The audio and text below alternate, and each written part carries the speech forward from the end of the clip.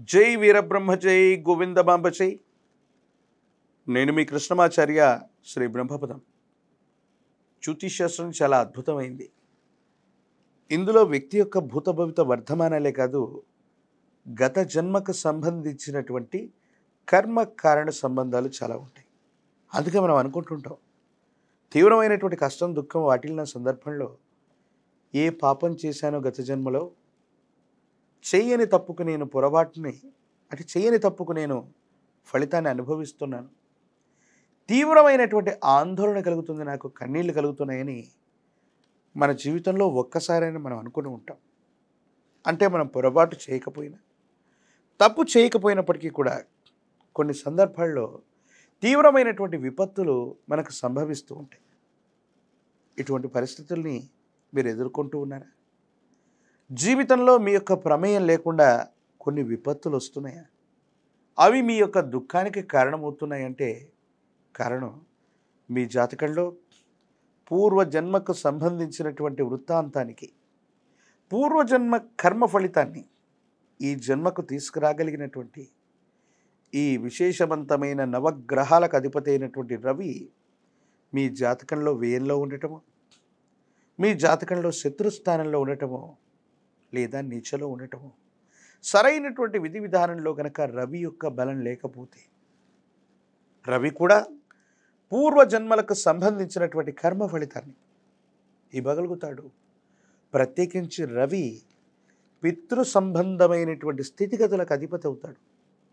మన పూర్వీకుల నుంచి మనకు స్థిరచరాస్తిపస్తులే కాదు, మన ఇంటి పేరు, గోత్రనామం ఇవన్నీ కూడా రావడానికి కారణం సూర్య భగవానుడే అయి ఉంటాడు.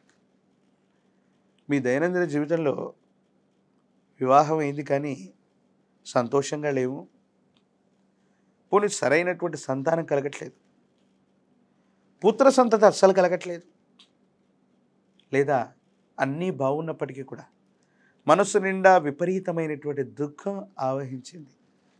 అది పరిస్థితుల వల్ల అవ్వచ్చు, కుటుంబం వల్ల అవ్వచ్చు, మీరున్నటువంటి పరిసరాల వల్ల అవ్వచ్చు. మీరు ప్రతిరోజు కూడా దుఃఖిస్తూనే ఉన్నారు, సంతోషంగా లేరు, ఏదో కారణం వల్ల మీకు ఇబ్బంది కలుగుతుంది అంటే ఖచ్చితంగా మీ యొక్క జాతకంలో రవి సరిగ్గా లేడు. పూర్వజన్మకు సంబంధించిన కర్మ ఫలితం ఏదో మిమ్మల్ని బంధిస్తోంది. అందుకే భగవంతుని పూజించినప్పటికి కూడా మీకు సరైనటువంటి ఉపశమనం లభించక వెనువెంటనే మళ్ళీ కష్టం రెట్టింపు అవుతుంది. చాలామందికి ఓ అపోహ ఉంది, మేము భగవంతుని పూజించే వాళ్ళం, పలానా తిరుమల క్షేత్రానికో, యాదాద్రికో, అహోబిలానికో లేదా శ్రీశైలానికో మేము వెళుతూ ఉన్నటువంటి సందర్భంలో వెళ్ళిన ప్రతిసారి కూడా మాకేదో చెడు జరుగుతుంది, కాబట్టి ఆ ఆలయ ప్రాంగణానికి మేము వెళ్ళము. మీ జీవితంలో జరిగే చెడుకి, ఆ పుణ్యస్థానానికి వెళ్ళేటువంటి సందర్భానికి ఆ దేవతా స్వరూపం మీకు కష్టాన్ని కలిగించదు. అసలు కర్మలకు, భగవత్ స్వరూపాలకు, పుణ్యక్షేత్రాలకి సంబంధమే లేదు.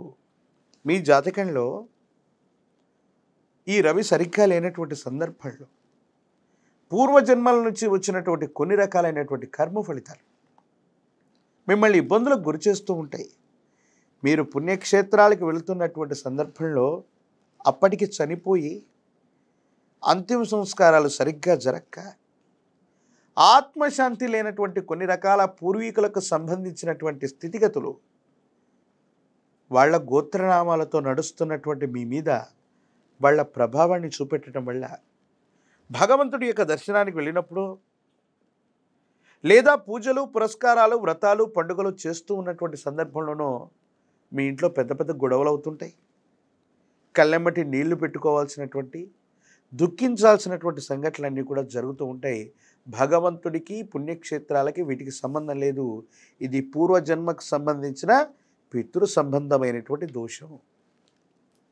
మరి గురుగారు, మరి జాతకంలో ఏముందో తెలియదు కానీ మీరన్నట్టుగా ప్రతి పండుగకి మా ఇంట్లో గొడవ అవుతుంది, లేదా ఏదైనా టెంపుల్కి మేము వెళ్ళి రాగానే ఇబ్బంది జరుగుతుంది, భగవంతుని పూజిద్దాం, భగవంతుని ప్రార్థిద్దాం అనుకునే లోపు ఏదో ఒక బ్యాడ్ న్యూస్ని మేము వింటున్నాం, తీవ్రమైనటువంటి సంఘర్షణలో ఉన్నామనేటువంటి ఆలోచనలో ఉంటే మీ జాతకంలో తప్పకుండా భాగ్యస్థానమైనటువంటి 9వ స్థానం, అందులో రవి సరిగ్గా లేకపోవటం, రవి బలం అసలు లేకపోవటం వల్ల జరుగుతుంది. వెంటనే మీరు ఏం చేయాలో తెలుసా? ఎవరైతే ఇంటి పేరుని, మీ గోత్రనామాల్ని, మీ పూర్వీకుల్ని ఎక్కువ గౌరవంగా మీరు చూస్తారో వారి జాతకంలో పితృదోషాలు ఉండవు.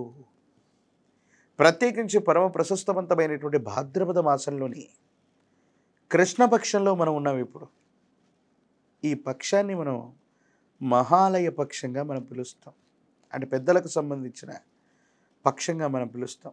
చివరి రోజున అమావాస్యగా పిలుస్తాం. దీన్ని మహాలయ అమావాస్య లేదా పెద్దల అమావాస్య అని కూడా పిలుస్తుంటారు. ఈ పక్షం రోజులు గనక మీ జాతకంలో ఇలాంటి ఇబ్బందులు ఉన్నట్టయితే, రవి సరిగ్గా లేకపోతూ ఉన్నట్టయితే పితృదీక్షలు చేయండి.